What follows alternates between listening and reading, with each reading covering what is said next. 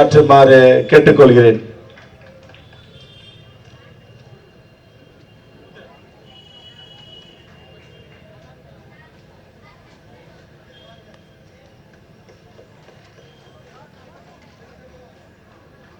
எழுந்த கிழக்கு வட்ட சார்பாக அண்ணன் அவர்களுக்கு பொன்னாடை.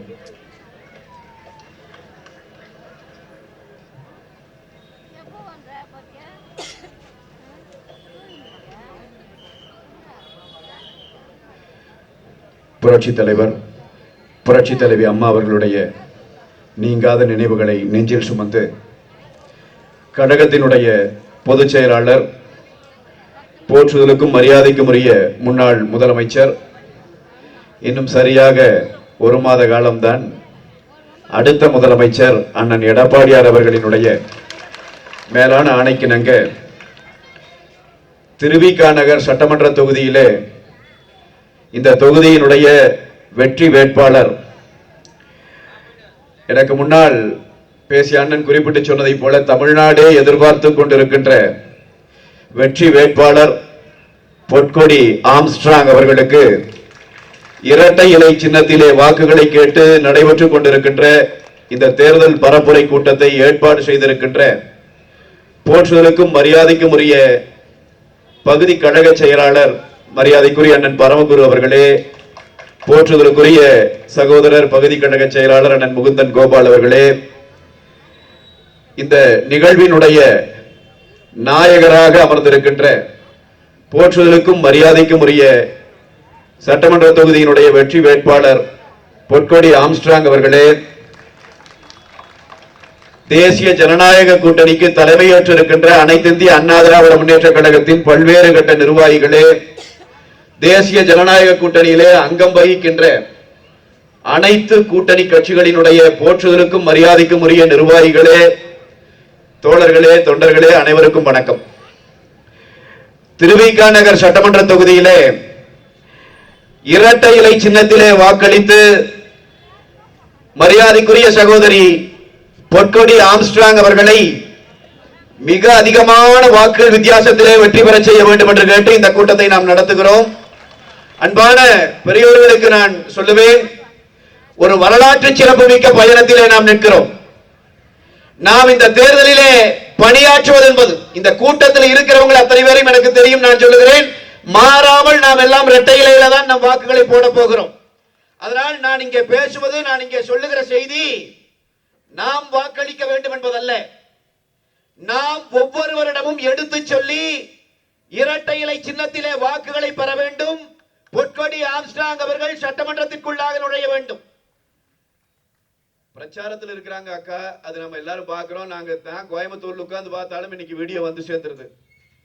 அவங்க போய் பிரச்சாரம் பண்ணையில கொண்டு போய் நோட்டீஸ் கொடுக்கறாங்க. ஒரு சுகாதார பணியாளர் ஒரு அம்மா நிக்கிறாங்க. அவங்க கிட்ட போய் கேட்கறாங்க, என்ன செய்துட்டு இருக்கிறீங்க?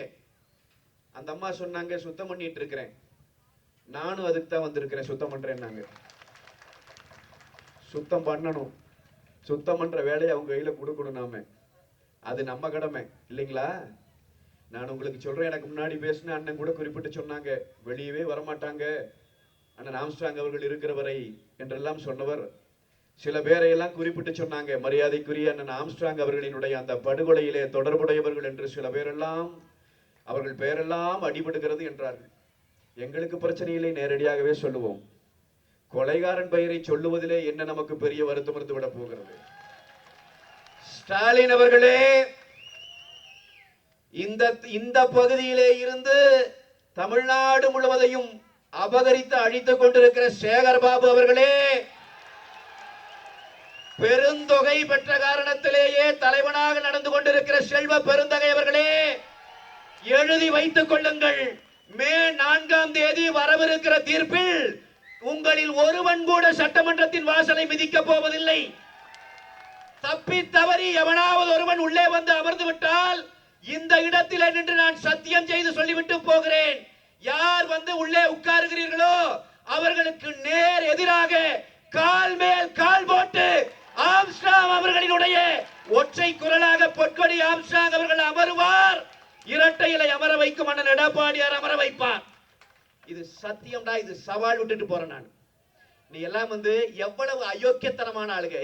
ஒரு ரவுடி இந்த நாட்டில் அமைச்சர். நான் கேட்கிறேன், ஆம்ஸ்ட்ராங் அவர்கள் அவர் ஒரு கட்சியினுடைய தலைவராக இருந்தவர், ஒரு தேசிய கட்சியினுடைய மாநில தலைவர். அவர் வீட்டின் முன்னால் வைத்து சிதைத்தழிக்கப்பட்டார். ஸ்டாலின் வழக்க சிபிஐ விசாரிக்கணும்னு உயர் நீதிமன்றம் சொல்லுச்சுல்ல, நீ ஏன் போய் தடுத்த? இதை நான் இங்க இருக்கிற மக்கள்கிட்ட மட்டும் வைக்கல, இந்த பேச்சை கேட்கிறாங்க தமிழ்நாடு முழுவதும் செய்கிற பிரச்சாரத்திலே கேட்கிறேன். ஏன் இந்த அரசாங்கம் தடுத்துச்சு? ஏன் தடுத்தான் தெரியுங்களா? கொலகாரன் கூட கூட்டணி வச்சிருக்கிறவன் நாட்டுல முதலமைச்சரா இருந்தான்னா அப்புறம் தடுக்காம என்ன செய்வான்? அதனால் தடுத்தான். நீங்க நல்ல எனக்கு முன்னாடி பேசிய எல்லாரும் சொன்னார்கள், அண்ணன் ஆம்ஸ்ட்ராங் அவர்களினுடைய அந்த படுகொலைக்கு நியாயம் பெறுவதற்காக பொற்கொடி ஆம்ஸ்ட்ராங் அவர்கள் உள்ளே போகும். நான் இல்லை, நான் அப்படி நினைக்கவில்லை. அது ஒரு படுகொலைக்கான தீர்வல்ல. நான் அவர்களுக்கு சொல்லுகிறேன், இதே மாதிரி சிபிஐ விசாரணை வேண்டாம் யாரை கேட்டான் தெரியுங்களா இந்த அரசு? அண்ணன் ஆம்ஸ்ட்ராங்குக்காக மட்டும் நாம் போராடவில்லை. நான் உங்களுக்கு சொல்லுகிறேன், 10 வயசு குழந்தைய அண்ணா நகர்ல பாலியல் வன்புணர்வு பண்ண ஒரு நாய், 10 வயசு குழந்தை, அந்த குழந்தையை கொண்டு போய் மருத்துவமனையில் அனுமதித்தார்கள். மருத்துவர்கள் நடுங்கி போனார்கள். என்னையா இப்படியா இருக்கு? ஒரு 10 வயசு குழந்தை எவன்டா இப்படி பண்ணுது? தயவு செய்து போய் போலீஸ் ஸ்டேஷன்ல கம்ப்ளைண்ட் கொடுங்கன்னு டாக்டருக்கு சொல்லி அந்த குழந்தையினுடைய தாயும் தகப்பனும் அண்ணா நகர்ல இருக்கிற காவல் நிலையத்துல போய் புகார் கொடுக்க போனா, அங்க இருக்கிற போலீஸ் அதிகாரி, இந்த ஸ்டாலின் கவர்மெண்ட்ல போலீஸ் அதிகாரி அந்த தாயும் தகப்பனையும் அடிச்சான். கம்ப்ளைண்ட் கொடுக்க போனவங்கள அடிச்சு வெளியேறலனா, இதை கேள்விப்பட்ட பிறகு உயர் நீதிமன்றம் இந்த போலீஸ் அதிகாரிகள் விசாரித்தால் இவர் உண்மை வெளிவராது, நீதி கிடைக்காதுன்னு சொல்லி 10 வயசு குழந்தைய சீரழிச்ச அந்த வழக்கில் சிபிஐ விசாரிக்க வேண்டும் என்று உத்தரவு போட்டது. உத்தரவு போட்டது யார்? உயர் நீதிமன்றம். பாதிக்கப்பட்டது 10 வயசு குழந்தை.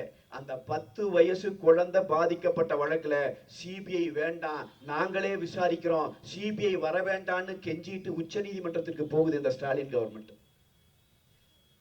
அந்த தாய் தகப்பனின் கண்ணீருக்கும் சேர்த்து பொற்கொடி ஆம்ஸ்ட்ராங் பழிவாங்க வேண்டும் என்பதுதான் நாங்கள் வைக்கிற முடிவு. அவனுக்கும் சேர்த்து நாம் களத்தில் இறங்கணும். நான் உங்களுக்கு சொல்றேன், மே 4ஆம் தேதி தமிழ்நாட்டில் தேர்தல் முடிவு வருது இல்லைங்களா?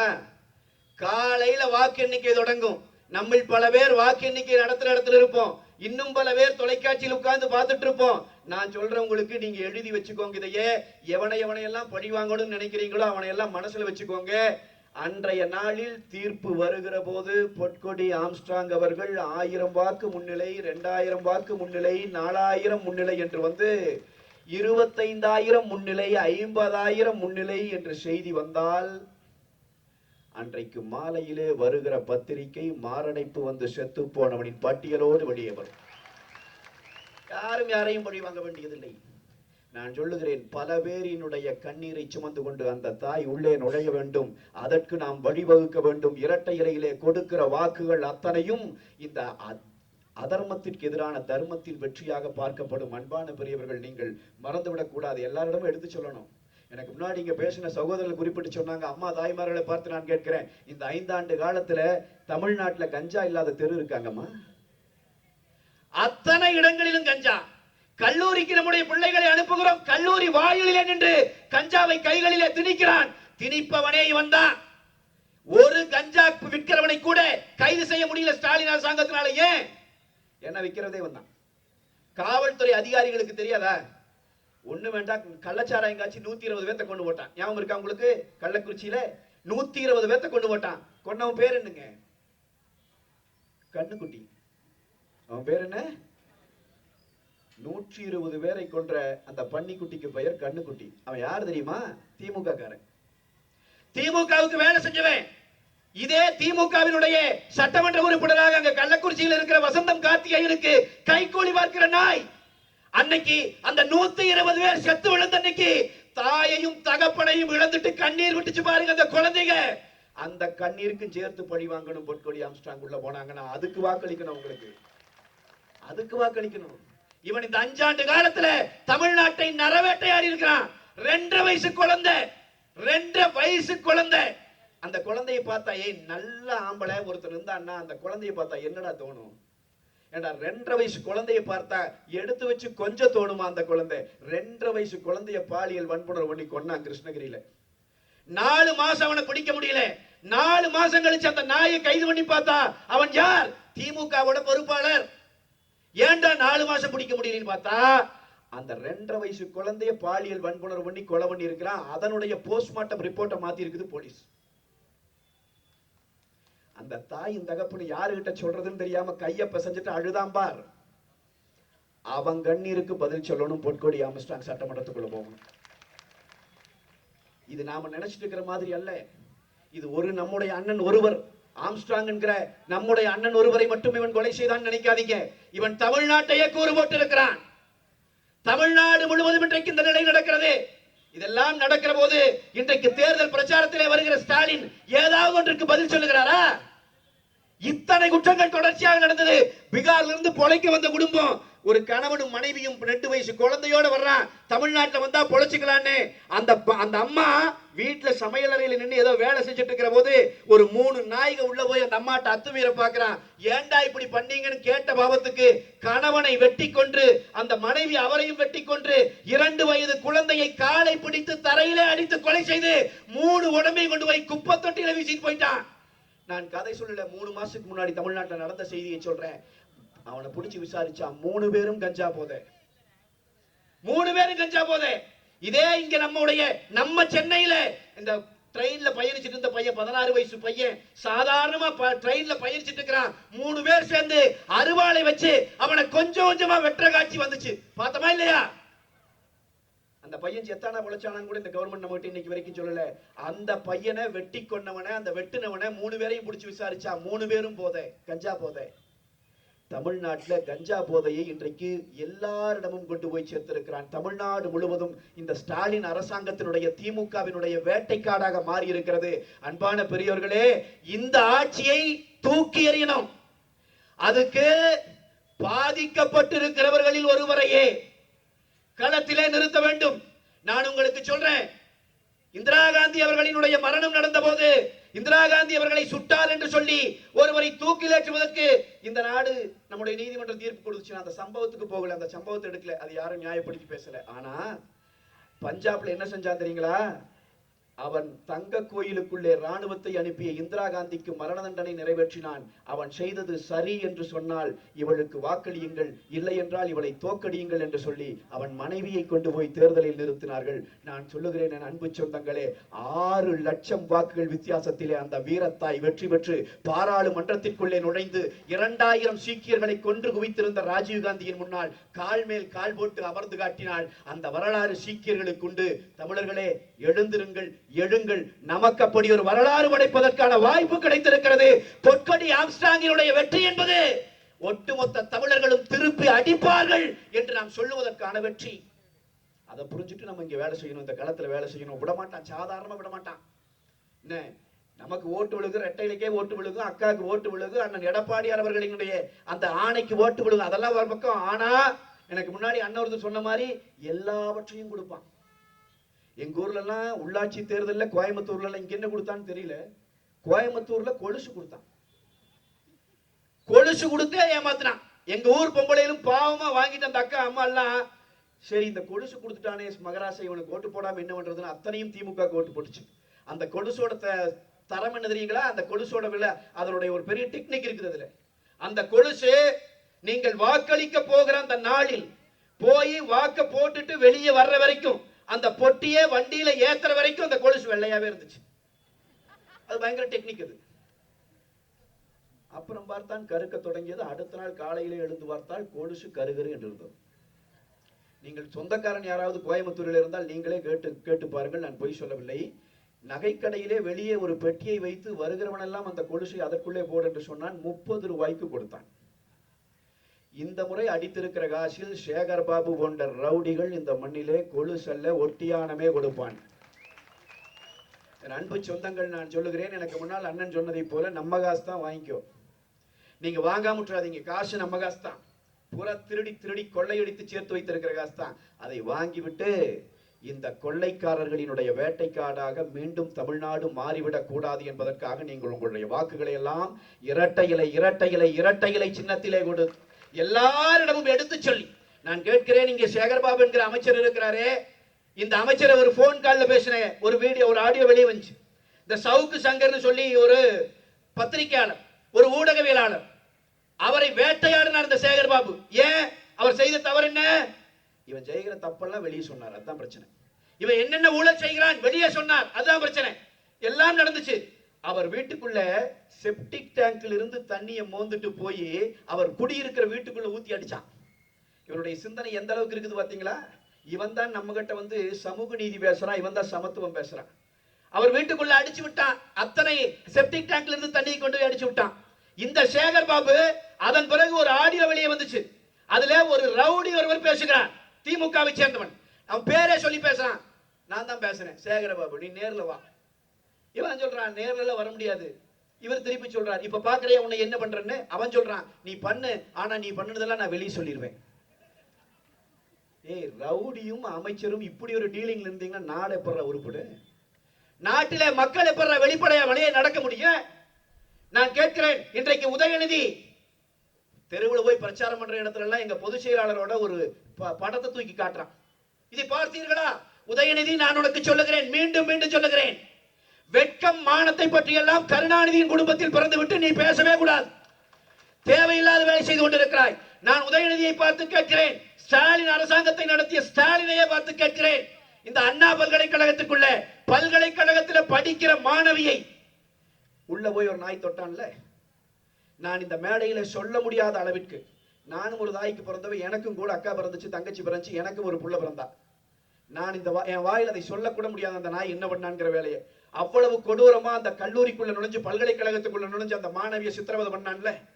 அந்த மாணவி சொன்னான்ல, அவன் என்னை இப்படி சீரழிக்கிற அந்த நேரத்திலே ஒரு போன் எடுத்து ஒரு சார் என்று ஒருவனுடன் பேசினான், என்னிடமும் சொன்னான், நீ என்னோடு இருக்க வேண்டும், அடுத்து அந்த சாரோடு இருக்க வேண்டும் என்று சொன்னான் என்று அவன் சொன்னதாக அந்த பெண் சொன்னான்ல. யார் அந்த சார் என்று அண்ணா திராவிட முன்னேற்ற கழகம் தமிழ்நாடு முழுவதும் கேட்டு போராடினோமே. யார் அந்த சார்? யார் அந்த சார்? வந்திருக்கா? அவன் பேரு ஞானசேகரன். அதை செஞ்சவன் பேரு. இவனுக்கு பேரெல்லாம் எப்படி இருக்குன்னு, கள்ளச்சாராயம் காய்ச்சறவன் பேரு கண்ணுக்குட்டி, புள்ளைய சீரழிக்கிறவன் பேரு ஞானசேகரன். இந்த ஞானசேகரன் என்கிற நாய் இவனை இன்றைக்கு கொண்டு போய் அவன் ஒருத்தன் தான் குற்றவாளி என்று இவர்கள் இன்றைக்கு வச்சுட்டாங்க. ஊரெல்லாம் படம் காட்டி கொண்டிருக்கிற ஸ்டாலினின் மகனுக்கு நான் படம் காட்டுகிறேன். இந்த படம் தெரியுமா ஸ்டாலின்? உதயநிதி, இந்த படம் தெரியுமா? அந்த பிள்ளையை சித்திரவதை பண்ணி சீரழிச்ச அந்த ஞானசேகரன் என்கிற நாய் அவனுடைய வீட்டிலே ஸ்டாலினுடைய அமைச்சர் மா சுப்பிரமணியம் உட்கார்ந்து சோறுண்டு கொண்டிருக்கிற படம் இந்த படம். பாருங்க. டேய், நீங்க தான் இன்னைக்கு வந்து நாங்க சட்டம் ஒழுங்கை பாதுகாத்தோம், நாங்க பெண்களுக்கு பாதுகாப்பு. நான் சொல்லண்டா, சட்டம் ஒழுங்கை கெடுத்ததே திமுக காரன் தாண்டா, கெடுத்ததே திமுக அமைச்சர்கள் தாண்டா. சேகர் பாபு போன்றவர்கள், இந்த மா சுப்பிரமணியம் போன்றவர்கள் எல்லாம் நரவேட்டையாடிட்டு இருக்கிறான். இந்த படத்துக்கு பதில் சொல்லு உதயநிதி, சொல்லுவியா? ஒரு கொலகார என் பக்கத்துல நின்று வந்து போட்டோ எடுக்கலாம், அது நடக்கிற சாதாரணமா நடக்க முடியும், யார் பக்கத்துல வேணா எடுக்கலாம். எவ்வளவோ தலைவர்களுக்கு இருக்கிறாங்க, அவன் யாருன்னு தெரியாது, நாம படம் எடுத்துக்குவோம். ஆனா அவன் வீட்டுல போய் நீங்க உட்கார்ந்து சோறு திப்பீங்களா? ஒரு அமைச்சர் சாப்பிட்டு இருக்கானே. அப்ப இது மாதிரி பல்கலைக்கழகங்களுக்குள்ளே இருந்து இந்த பெண்களை எல்லாம் சூறையாடிய இந்த வேலை எத்தனை நாள் நடக்கிறது? எத்தனை ஆயிரம் குழந்தைகள் இதிலே பாதிக்கப்பட்டார்கள்? எத்தனை ஆயிரம் நாய்கள் இந்த வேலையை செய்தார்கள்? இந்த நாய்கள் எந்தெந்த திமுக காரனுக்கு எல்லாம் இந்த வேலையை பார்த்தான்? இன்றைக்கு நாம் பதிலை கேட்கிறோம். அவன் பதில் சொல்ல போவதில்லை. அவனை இந்த மண்ணிலே இருந்து அப்புறப்படுத்தினால் ஒழி இந்த மண்ணுக்கு விடுதலை கிடையாது.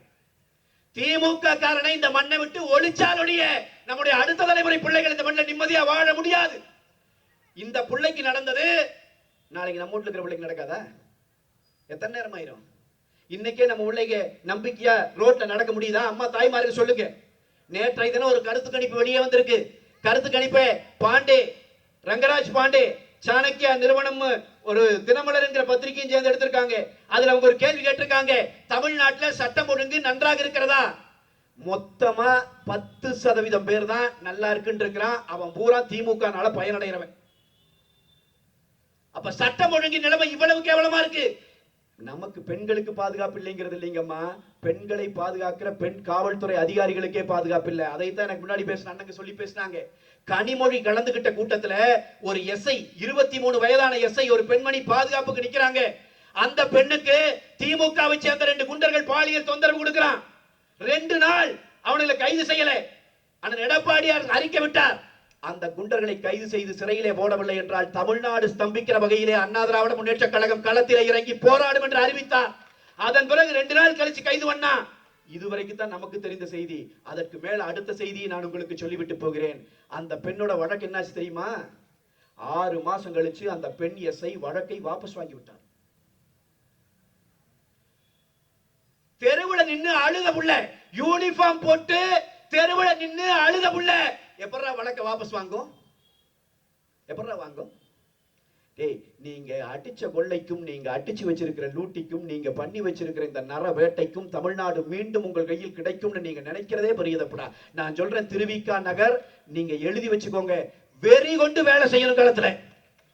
இங்க இருக்கிற அத்தனை பேருக்கு நான் சொல்றது, நாம் பொற்கொடி ஆம்ஸ்ட்ராங் அவர்களுக்காக வேலை செய்யல, அண்ணன் ஆம்ஸ்ட்ராங் அவர்களுக்காக வேலை செய்யல, நாம் இந்த மண்ணின் பிள்ளைகளுக்காக வேலை செய்கிறோம். இனியொரு ஆம்ஸ்ட்ராங் இந்த மண்ணிலே வீழ்த்தப்பட்டு விடக் கூடாது என்பதற்காக வேலை செய்கிறோம். நம் கரங்களிலே காலகாலமாக இந்த நாய்களால் போடப்பட்டிருக்கிற அடிமை விலங்குகளை தகர்த்தெறிய வேண்டும் என்பதற்காக வேலை செய்கிறோம். அதை புரிஞ்சுட்டு களத்துல வேலை செய்யணும், உயிரை கொடுத்து வேலை செய்யணும். அம்மா தாய்மார்கள் ஏமாந்து விட்டுறக்கூடாது. 1000 கோடி ரூபாய் ஒரு மாசத்துக்கு செலவு பண்றான். நான் ஊடகங்களை ஒருங்கிணைக்கிற பணியில தான் இருக்கிறேன், எனக்கு தெரியும். நான் சொல்றேன், ஊடகங்களை விலைக்கு வாங்க மட்டும் கடந்த ஓராண்டு காலமாக மாதம் 1000 கோடியை திமுக செலவு செய்யறான். அதுக்கு எதிராக 1000 கோடி எதிர்த்து மோதருக்கு நம்ம கிட்ட என்ன தெரியுமா? நெஞ்சுறுதியும் சத்தியமும் மட்டும்தான். அதை இழந்துடக்கூடாது. நம்பிக்கையோட காலத்தில் இறங்கணும். நீங்க எல்லாரும் எழுதி வச்சுட்டு போகணும். உங்க மனசாட்சிக்கு நீங்க சொல்லிட்டு போகணும், நான் 25 ஓட்டு, ஒரு ஆளும் நான் போய் 25 ஓட்டு வாங்குவேன், ஆம்ஸ்ட்ராங் பொற்கொடி ஆம்ஸ்ட்ராங் அவர்களை வெல்ல வைப்பேன்னு உங்க மனசுல நீங்க சொல்லிட்டு கலையணும். ஏன்? ஏன்னா அடுத்த தலைமுறை நம்ம பிள்ளைங்க நல்லா இருக்கணும். அவங்க போய் உட்காரணும் சட்டமன்றத்துக்குள்ள. நீ நினைச்சு பாருங்க, எவனெல்லாம் கொலகாரன்னு நம்ம சொல்றோமோ அதே போல அண்ணன் ஆம்ஸ்ட்ராங் வழக்குல மட்டும் கொலகாரனை பிடிச்சா கொலகாரன் அத்தனை பேரையும் என்கவுண்டர்லயே போடுறீங்க. என்னடா இது கதை? இது எப்படி போட்ட என்கவுண்டர்ல? இரவு நேரத்துல கொலகாரனை பிடிச்சிட்டானா, அவன் தான் கொலகாரங்கிறான். பிடிச்சு அவன் எங்கடான்னு கேட்டா சுட்டுட்டோங்கிறான். பிடிச்ச கொலகாரனை ஏன்டா சுட்டீங்கன்னு கேட்டான். அவன் சொன்னானா, நான் எங்கேயோ ஆயுதத்தை பதுக்கி வச்சிருக்கிறேன்னு, துப்பாக்கி பதுக்கி வச்சிருக்கேன்னு சொன்னானா. இவனுக்கு காலங்காத்தால கூட்டிட்டு போனானுங்களா, அவன் கையை பிச்சுட்டு போய் துப்பாக்கி எடுத்து இவங்களை நோக்கி சுட்டானா. இவங்க திருப்பி சுட்டாங்களா, செத்து போயிட்டான். இன்னொரு கொலகாரன், அவனையும் அதே மாதிரி பிடிச்சாங்களா, போனானா, பண்ணானா, சுட்டானா, இவங்க சுட்டாங்களா. டேய், நீங்கள் சுட்டு கொன்று கொண்டிருப்பது குற்றம் சாட்டப்பட்டவனை அல்ல, உண்மையை என்பதை எங்களுக்கு தெரியாமல் இல்லை. உண்மையை சுட்டு தள்ள பார்க்கிறீர்கள். அந்த உண்மையை வெல்ல வைப்பதற்கு நாங்கள் பொற்கொடி ஆம்ஸ்ட்ராங்கை சட்டமன்றத்திற்குள் அனுப்புவோம். நீ என்னென்னமோ பண்ணி பார்த்தா இப்படி தாண்டா கடவுள் பேசுவான். எந்த மதத்தின் கடவுளாக இருந்தாலும் இப்படித்தான் பேசுவான். கடவுள் எப்படி பேசுவான்? ஒரு உண்மையை. கடவுள் தலைவர்களை போல நம்மளை போல மேடை போட்டு பேசுவானா? இல்ல, கடவுள் இயற்கையின் மொழியால் பேசுவான். ஸ்டாலினோ, இந்த செல்வ பெருந்தகையோ, இந்த சேகர் பாபுவோ, இவனோடு சேர்ந்த அல்லக்கைகள் எவனாவது இந்த படுகொலையை நிகழ்த்தும் போது நினைத்திருப்பானா? இதுல வரைக்கும் வீட்டிலிருந்து வெளியவே வராம சாதாரணமா வாழ்ந்துட்டு இருக்கிற அந்த குடும்ப தலைவியா இருக்கிற பெண் ஒருத்தி நமக்கு யமனாக வந்து எதிரே நிற்பாள் என்று அவன் கனவிலும் நினைத்திருக்க மாட்டான். கடவுள் நிறுத்தி இருக்கிறான். கடவுள் நிறுத்தி இருக்கிறான். பாரதி தான் சொல்லுவான், மாகாளி பராசக்தி ருசிய நாட்டின்கண் கடைக்கன் வைத்தாள், அங்கே ஆஹா என்று எழுந்தது பார் யுக புரட்சியும்பா. மாகாளி பராசக்தியை களத்திலே நிறுத்தி இருக்கிறோம். சட்டமன்றத்திற்குள் அனுப்பி வையுங்கள், அங்கே ஒரு யுக புரட்சி எழட்டும். இந்த கண்ணீர் ஆண்டாண்டு காலமா திமுக காரம் பண்ணி வச்சிருக்கிற அநியாயம். அந்த கண்ணீர் அத்தனை அழுத கோடிக்கணக்கான மக்களின் கண்ணீருக்கு அவங்க தீர்வு சொல்லணும். உதயகுமாரை இழந்துவிட்டு, ஆயிரக்கணக்கான உதயகுமாரை இழந்துவிட்டு கோடிக்கணக்கான பேர் கண்ணீர் வடித்திருக்கிறார்கள் கருணாநிதியின் காலத்திலேயே. கவுன்சிலர் லீலாவதியை பலி கொடுத்து விட்டு அவளினுடைய குடும்பம் ஆயிரக்கணக்கான பேர் அழுதிருக்கிறார்கள், கண்ணீர் விட்டிருக்கிறார்கள். தா கிருட்டிணனை இழந்துவிட்டு ஆயிரக்கணக்கான பேர் அழுதிருக்கிறார்கள், கண்ணீர் விட்டிருக்கிறார்கள்.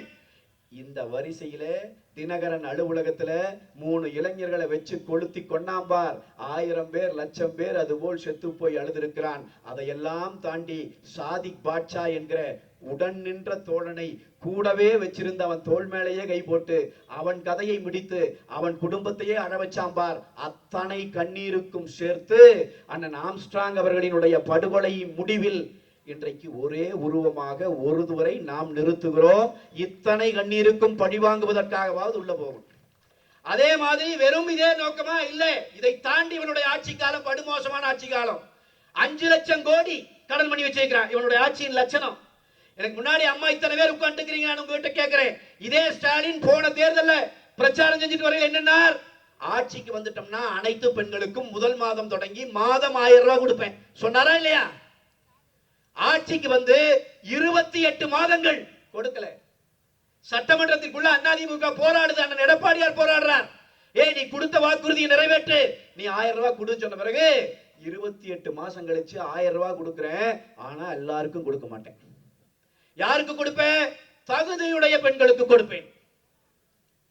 பல குடும்பத்தில் டைவர்ஸ் ஆயிடுச்சு. 20 வருஷமா குடும்பம் நடத்துறேன், உனக்கு தகுதி இல்லைங்கிற விஷயமே ஸ்டாலின் சொல்லித்தான் எனக்கு தெரியுது. சொன்னானா இல்லையா? தகுதியுடைய பெண்களுக்கு. சரி, என்னடா தகுதின்னு கேட்டோம். அதுக்கு ஒரு பட்டியல் கொடுத்தான். நீங்க அந்த பட்டியலை எல்லாம் தேர்தல் நேரத்தை எடுத்து இருக்கா படிச்சு பார்க்கணும். அந்த பட்டியலில் தகுதிகள் கொடுத்தான். கட்டிய கணவன் இருக்கக்கூடாது, சொந்தமாக வீடு இருக்கக்கூடாது, பெத்த பிள்ளை இருக்கக்கூடாது, 3 வேளை சாப்பிடக்கூடாது, இரவானால் தூங்கக்கூடாது, பொழுதோட வெளியே வரக்கூடாது, இப்படி எல்லாம் தகுதி. இத்தனை தகுதியும் இருக்குதுன்னு சொல்லிட்டு போனாங்க. அவர்களுக்கு கூட கொடுக்கல. இப்படி அயோக்கியத்தனம் பண்ணி இப்படி எல்லாம் பண்ணிட்டு நான் 1000 கொடுத்தேன்னு ஸ்டாலின் பேசிட்டு இருந்தார். அண்ணன் எடப்பாடியார் பார்த்து கொண்டே இருந்தார். தேர்தலுக்கு 2 மாதம் இருக்கிற அந்த நிலை வந்தது. அண்ணன் பார்த்தார், இன்னும் 2 மாத காலத்திலே இவன் ஆட்சி முடிய போகிறது, அண்ணா திராவிட முன்னேற்ற கழகத்தின் ஆட்சி மலரப் போகிறது, மக்களை இந்த துயரிலே இருந்து விடுவிப்போம் என்று சொல்லி அண்ணா திராவிட முன்னேற்ற கழகம் ஆட்சி அமைத்த முதல் மாதம் தொடங்கி தமிழ்நாட்டில் இருக்கிற அனைத்து குடும்ப தலைவிகளுக்கும் மாதம் 2000 ரூபாய் வங்கி கணக்கில் வைக்கப்படும் என்கிற அறிவிப்பை வெளியிட்டார். வெளியிட்டு விட்டு அண்ணன் வெளியே வந்தார். சரியா 5 நாள் தான். 5 நாள் கழிச்சு காலையில எந்திரிக்கிறோம், அக்கவுண்ட்ல 5000 விழுகுதுட்டும். விழுந்துச்சா இல்லைங்களா? அதுதான் முன்னாடி அண்ணன் சொல்லி பேசினாங்க. எதுக்கு 5000 போட்ட? திருப்பி இவங்க வந்து என்னை கொடுக்க விடாம பண்ணிடுவாங்க, 1000 ரூபாய் கொடுக்க விடாம பண்ணிடுவாங்க. அதனால 3 மாசத்துக்கு சேர்ந்து கொடுக்க சொன்னதே நாங்க தான்டா, நாங்க ஏன் கொடுக்க விடாம பண்ண போறோம்? அதனால 3000. சரி, அது பரவாயில்ல. இன்னும் 2000 எதுக்கு போட்ட? வெயில் அடிக்குதுல்ல. கருணாநிதி மகனுக்கு மே மாதமானால் வெயில் அடிக்கும் என்பது தெரிவதற்கே 72 வயதாயிருக்கிறது. வெயிலுக்கு 2000 போட்டிருக்கான். வெயில் அடிக்கும்ல. நான் திரு ஸ்டாலின் அவர்களை பார்த்து கேட்பது, அட வெயிலுக்கு 2000 போட்ட, அதுவும் கூட நாங்க பொறுத்து தொலைச்சுக்கிறோம். வெயில் என்ன தகுதியுள்ள மகளிருக்கு மட்டும்தான் அடிக்குமாடா? அட வெயில் எல்லாருக்கும் தான் அடிக்கு. ஆனால் போட்டான். இது எவ்வளவு ஒரு ஏமாத்து வேலைன்னு மட்டும் பாருங்க. இந்த ஸ்டாலின் 5000 ரூபாய் நம்முடைய அக்கவுண்ட்ல போடுறதுக்கு 1 வாரத்துக்கு முன்னாடி தான் சுகாதார பணியாளர்கள் போராடுகிறார்கள். ஸ்டாலின் அரசாங்கம் சொல்லுது காசு இல்ல. ஆசிரியர்கள், அரசு ஊழியர்கள் போராடுகிறார்கள், காசு இல்ல. போக்குவரத்து தொழிலாளர்கள் போராடுகிறார்கள், காசு இல்ல. கொரோனா காலத்துல நம் உயிரை எல்லாம் காப்பாற்றிய செவிலியர்கள், நர்ஸுக போராடுறாங்க, காசு இல்ல. 1 வாரத்துக்கு முன்னாடி காசு இல்ல. அண்ணன் எடப்பாடியார் அடிச்ச அடியில கொடுக்கிற தெய்வம் ஸ்டாலின் வீட்டு கூரையை பீத்து கொண்டு கொடுத்திருக்கிறது நமக்கு கொடுத்து விட்டான். ஏமாத்து வேலை. அம்பான பெரியவங்களுக்கு நான் சொல்றேன், அதிமுக ஆட்சி இருந்துச்சு, புரட்சி தலைவி அம்மா அவர்களினுடைய ஆட்சி இருந்தது. இந்தியாவில் எத்தனையோ முதலமைச்சர் இருந்தாங்க அம்மா. கன்னியாகுமரி, காஷ்மீர் தொடங்கி கன்னியாகுமரி வரைக்கும் ஒரு முதலமைச்சருக்கு கூட தோணல கல்லூரியில படிக்கிற பிள்ளைகள், ஏழை வீட்டிலிருந்து வர்ற பிள்ளைகள், அந்த பிள்ளைகளுக்கு அறிவு இருக்கும். ஆனா அந்த பிள்ளைகள் நன்றாக படித்து வர வேண்டும் என்றால், இந்த போட்டி உலகில் வெல்ல வேண்டும் என்றால் தேவையான உபகரணங்கள் கையிலே இருக்க வேண்டும். வசதி வாய்ப்புள்ள தாய்மார்கள் அந்த குழந்தைகளுக்கு லேப்டாப் வேணா வாங்கி கொடுத்துருவான். வசதி வாய்ப்பு இல்லாத குடும்பத்திலே இருந்து வருகிற குழந்தைகள் என்ன செய்யுங்கிற சிந்தனை எந்த முதலமைச்சருக்கும் வரல. இந்தியாவில் ஒரே முதலமைச்சருக்கு வந்தது. அந்த முதலமைச்சரை தந்தை இயக்கம் அண்ணா திராவிட முன்னேற்ற கழகம், புரட்சி தலைவி அம்மா அவர்கள் தான் சிந்தித்தார். அண்ணா திராவிட முன்னேற்ற கழகத்துக்காரன் தெருவிலே நடந்து வாக்கு கேட்கிற போது நெஞ்சை நிமிர்த்தி காலரை தூக்கி விட்டு திமிரோட ஓட்டு கேட்கணும். ஏன் தெரியுங்களா? அம்மா காலத்திலையும் அண்ணன் எடப்பாடியார் அவர்களின் ஆட்சி காலத்திலையும் மொத்தமா 55 லட்சம் குழந்தைகளுக்கு லேப்டாப் கொடுத்த இயக்கம் அனைத்து இந்திய அண்ணா திராவிட முன்னேற்ற கழகம். நாம் கொடுத்தோம். அண்ணன் எடப்பாடியார் அவர்களின் ஆட்சி இருக்கிற கடைசி நாள் வரை லேப்டாப் கொடுத்தோம். இவன் ஆட்சிக்கு வந்தோன்னு அந்த லேப்டாப் கொடுக்கறதுட்டு நான் கேட்கிறேன், அம்மா இத்தனை பேர் இருக்கிறீங்க, ஏதாச்சும் குடும்பத்தில் யாராச்சும் குழந்தைக்கு லேப்டாப் வந்திருக்கு? 4.5 வருஷம் கொடுக்கல.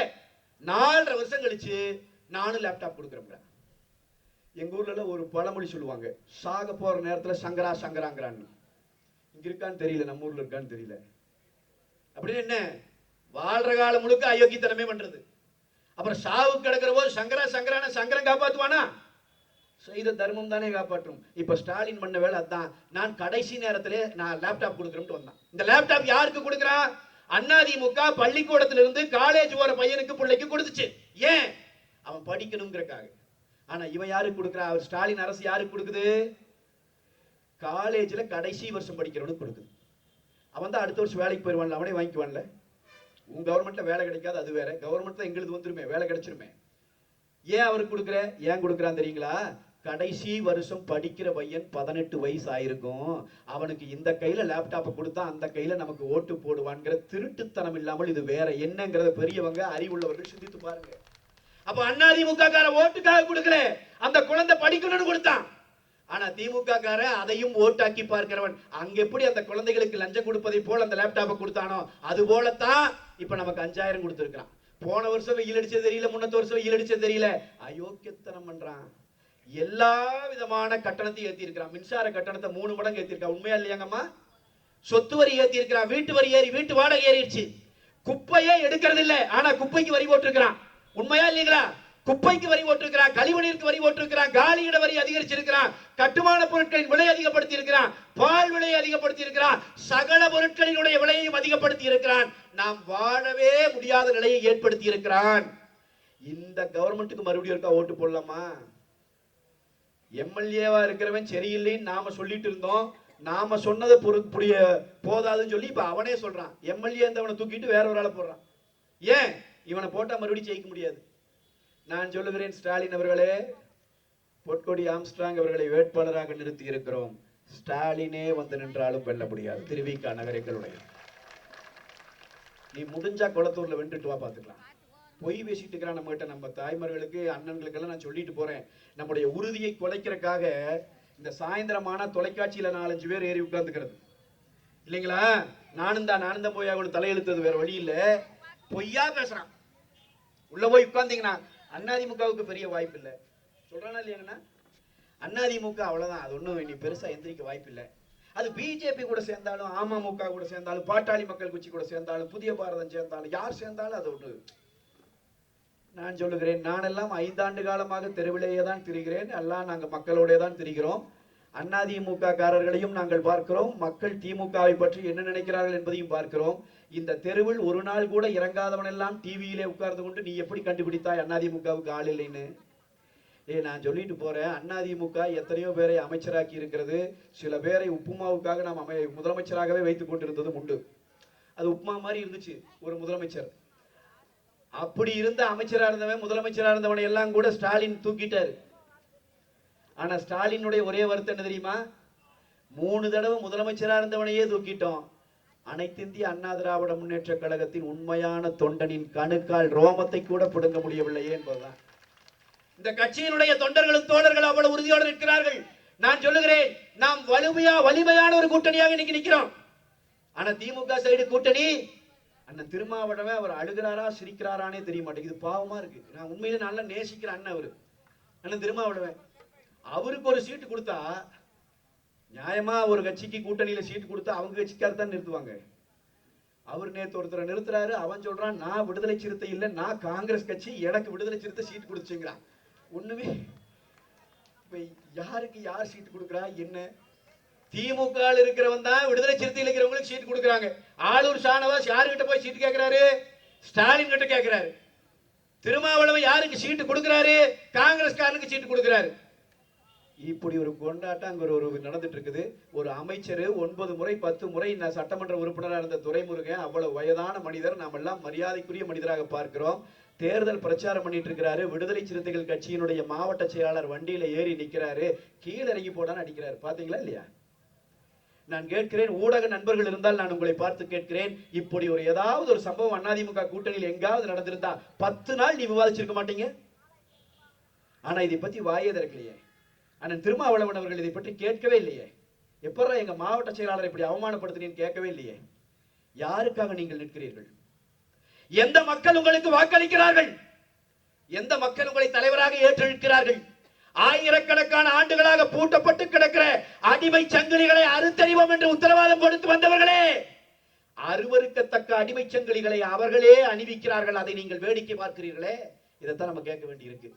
அந்த லட்சணத்தில் இருக்கு கூட்டணி. ஆனால் நான் உங்களுக்கு சொல்லுகிறேன், அண்ணா திராவிட முன்னேற்ற கழகத்தின் தலைமையிலே அமைந்திருக்கிற இன்றைய தேசிய முற்போக்கு, நம்முடைய தேசிய ஜனநாயக கூட்டணி வலிமையோடு நிற்கிறது. ஒரு முற்போக்கு சக்தியாக நிற்கிறது.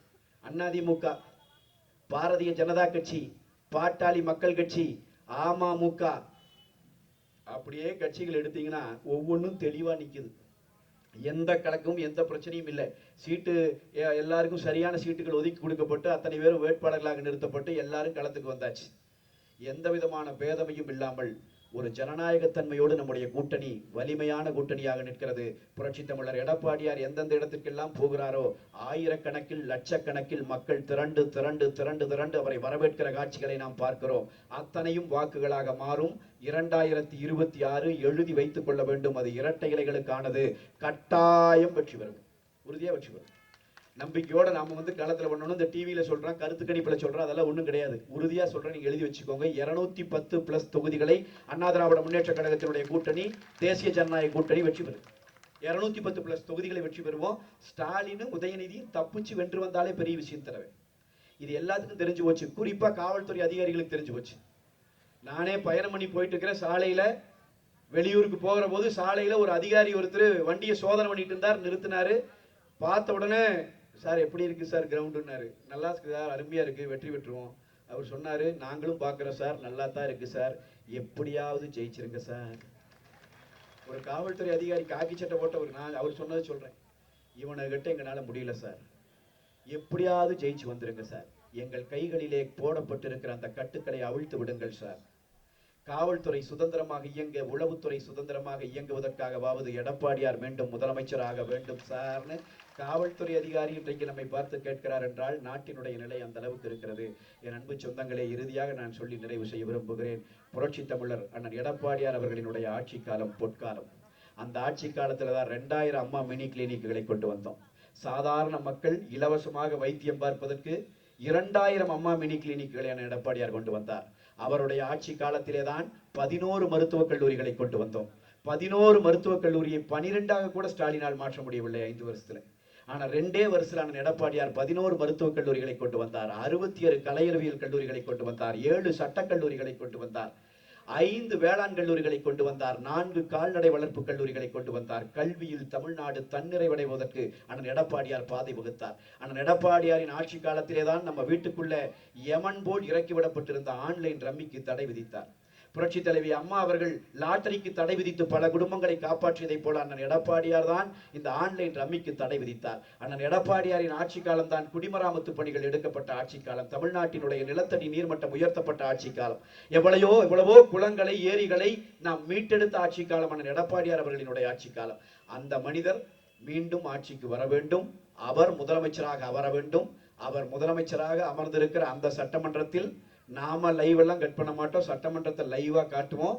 அப்படி லைவா காட்டுகிற போது கட்டாயமாக அக்கா பொற்கொடி ஆம்ஸ்ட்ராங் அவர்களினுடைய முகம் பளிச்சுன்னு தெரியணும். நமக்கெல்லாம் ஒண்ணு இருக்கு. இன்னும் ஒரு 30-40 வயசு கழிச்சு நமக்கு குழந்தையோ நம்முடைய பேரம்பேத்தியோ இவ்வளவு அயோக்கியத்தனமான ஆட்சி நடத்தின ஸ்டாலினுடைய ஆட்சி எதிர்த்து நீ எல்லாம் என்ன செஞ்சேன்னு கேட்டான்னா நெஞ்ச நிமித்தி திமிரோட சொல்லலாம், அந்த களத்திலே நாங்களும் இருந்தோம். அந்த அநீதியை, அந்த அதர்மத்தை புதைப்பதற்கு நாங்களும் ஓடினோம். எங்கள் கரங்களும் அதற்காக வேலை பார்த்தது. நீ இன்றைக்கு இந்த மண்ணில் நன்றாக வாழ்ந்து கொண்டிருப்பதற்கு நானும் காரணம் என்று நாம் எல்லாம் நெஞ்சு நிமிர்த்தி சொல்ல முடியும். அதற்கு நீங்கள் செய்ய வேண்டிய வேலை, தெருவிலே இறங்குங்கள், மக்களிடம் போங்க, நாம செய்த சாதனைகளை சொல்லுங்க, ஏன் இரட்டை இலைக்கு வாக்களிக்க வேண்டும் என்பதை எடுத்து சொல்லுங்க. கட்டாயம் வாக்குகளை இரட்டை இலை சின்னத்தில் வாங்குங்க. புதுசா சில கட்சியை வந்திருக்கிறான், அவங்களை பத்தி நம்ம பேச விரும்பல. எங்காவது ஏமாந்து விட்டுறாதீங்க. ஆமா, வீட்டில் இருக்கிற இந்த 5வது 6வது படிக்கிற பையனெல்லாம் சேர்ந்து போற கட்சி வச்சுக்கிறான். அவன் திடீர்னு அவன் பயங்கரமான கட்சியா இருக்கு, இவனே பரவாயில்லையா. நீங்க சிரிக்கிறீங்கம்மா, நான் சத்தியம் சொல்றேன். அவனாசியில ஒரு வேட்பாளர் வேட்புமனு தாக்கல் பண்ண போயிருக்கிறான். அவர் வேட்புமனு தாக்கல் பண்ண உள்ள போய் அதிகாரி கிட்ட போன பிறகு எங்கேயா வேட்புமனுன்னா மறந்துட்டு வந்துட்டோம்ங்க. சத்தியமா சொல்றேன். அவனாசியில வேட்புமனுவை வீட்டில் வச்சுட்டு வேட்புமனு தாக்கல் பண்ற கும்பலா போயிருக்கான்னா எப்படி? இவங்க கிட்ட தமிழ்நாட்டை கொடுத்து, அதனால அன்பான தம்பி தங்கைங்க யாராவது அப்படியெல்லாம் மாத்தி கீத்தி போடலாம் நினைப்பு இருந்துச்சுன்னா அந்த வேலையெல்லாம் செஞ்சிடாதீங்க. திமுகவை அப்புறப்படுத்துவது ஒன்றுதான் வழி. திமுகவை அப்புறப்படுத்துகிற சக்தி அனைத்து இந்திய அண்ணா திராவிட முன்னேற்ற கழகத்திற்கு மட்டுமே இருக்கிறது. நீங்கள் உங்கள் வாக்குகளை எல்லாம் இரட்டை இலை சின்னத்தில் தர வேண்டும். நமக்கு தெரிஞ்சவன் தெரியாதவன் நண்பர்கள் அத்தனை பேரிடமும் பேசி பேசி பேசி வாக்குகளை இரட்டை இலை சின்னத்திலும், கூட்டணி கட்சிகள் போட்டியிடுகிற, பாரதிய ஜனதா கட்சி போட்டியிடுகிற தொகுதிகளிலே தாமரை சின்னத்திலும், அதே மாதிரி அமமுக போட்டியிடுகிற அந்த தொகுதிகளில் எல்லாம் குக்கர் சின்னத்திலும், அதே மாதிரி பாட்டாளி மக்கள் கட்சி போட்டியிடுகிற தொகுதிகளில் எல்லாம் மாம்பழம் சின்னத்திலும் நீங்கள் வாக்குகளை கொடுத்து பெருவாரியான வாக்குகள் வித்தியாசத்தில் வெற்றி பெற செய்ய வேண்டும். இந்த தொகுதியை எழுதி வச்சுக்கோங்க. இதை விட ஒரு நல்ல வேட்பாளர்னா நீ ஏஐல கொடுத்து கம்ப்யூட்டர் கொடுத்து செஞ்சுட்டு வரணும். தி பெஸ்ட் வேட்பாளரை நிறுத்தியாச்சு. இனி நம்ம கடமை நாம் இறங்கி அடிக்கணும். 20,000 30,000 டிஃபரன்ஸ் எல்லாம் பேச்சே கிடையாது. 1 லட்சம் ஓட்டு வித்தியாசத்தில் ஜெயிக்கணும். நாம 1 லட்சம் ஓட்டு வித்தியாசத்தில் ஜெயிக்கணும். களத்தில் இறங்குங்க, வெறி கொண்டு வேலை செய்யுங்க. கரவேட்டி கட்டி அதிமுக காரன் களத்தில் இறங்கிட்டு அண்ணா வான வேடிக்கை தான்ங்கிற வரலாற்றை மீண்டும் கொண்டு வரணும். இந்த கட்சி அழிஞ்சு போச்சு, அம்மாவோட முடிஞ்சு போச்சுன்னு சொன்னவனுக்கெல்லாம் செருப்படி கொடுக்கிற முடிவை கொண்டு வருவதற்கு அதிமுக காரன் களத்துக்கு வரணும். மே 4ஆம் தேதி தீர்ப்பு வருகிற அன்றைக்கு அண்ணன் எடப்பாடியார் அவர்கள் முதலமைச்சராக பொறுப்பேற்கிறார் என்கிற செய்தி வருகிற போது நம்மை பார்த்து ஏளனம் பேசியவனை எல்லாம் ஓட ஓட விரட்டுவதற்காகவாவது அதிமுக காரன் களத்தில் இறங்கி வேலை செய்யணும். அக்கா பொற்கொடி ஆம்ஸ்ட்ராங் அவர்களினுடைய வெற்றி ஜனநாயகத்தினுடைய வெற்றி. இது நீதிக்கும் அநீதிக்கும் இடையே நடக்கிற போர். இது தர்மத்திற்கும் அதர்மத்திற்கும் இடையே நடக்கிற போர். இது ஒடுக்கப்பட்டவனுக்கும் காலகாலமாக பொய்யே பேசி நம்மை ஒடுக்கியவனுக்கும் இடையே நடக்கிற போர். இதிலே நாம் வெற்றி பெற வேண்டும். எனக்கு முன்னால் பேசிய அண்ணன் சொன்னார், நாங்கள் ஜெய்பீம் என்றுதான் சொல்லி பழக்கம் என்று சொல்லி. அண்ணன் அவர்களுக்கு நானும் சொல்லுகிறேன், நாங்களும் சேர்த்து சொல்லுகிறோம், ஜெய்பீம். நாம் வெற்றி பெறுவோம், நாம் வெற்றி பெறுவோம். நாம் ஒடுக்கப்பட்ட அடக்கப்பட்ட இந்த மக்களா இந்த அரசாங்கத்தால் நசுக்கப்பட்டிருக்கிற அந்த மக்களுக்காக நிற்கிறோம். அந்த மக்களினுடைய அந்த கண்ணீரும் அவர்கள் விட்ட பெருமூச்சும் நம்மோடு நிற்கும். லட்சிய உறுதி கொண்டு களத்தில் இறங்குங்கள் தோழர்களே. நாம் வெற்றி பெறாவிட்டால் வேறு யார் வெற்றி பெறுவார்? இரட்டைகளை வெல்ல வேண்டும். நம்முடைய அக்கா பொற்கொடி ஆம்ஸ்ட்ராங் அவர்கள் வெற்றி பெற வேண்டும். அதற்கு களம் காண்போம். வெற்றி விழாவுக்கு நானே வருவேன், கேட்டு வருவேன். நான் மரியாதைக்குரிய அண்ணன் பரமகுரு அவர்களிடம் இப்பவே சொல்லிட்டு போறேன், என்னை தான் கூப்பிடணும். வெற்றி விழாவுக்கு வருவேன். மகிழ்ந்து கொண்டாடுவோம். அது வெற்றி களிப்போடு கொண்டாடுவோம். வெறும் வெற்றி அல்ல, அது நமக்கு கொண்டாட்டம். அந்த கொண்டாட்டத்தை பெருமளவிலே கொண்டாடுவோம். அதற்கு உழைப்போம் என்று கேட்டு நிறைவு செய்கிறேன். நன்றி, வணக்கம்.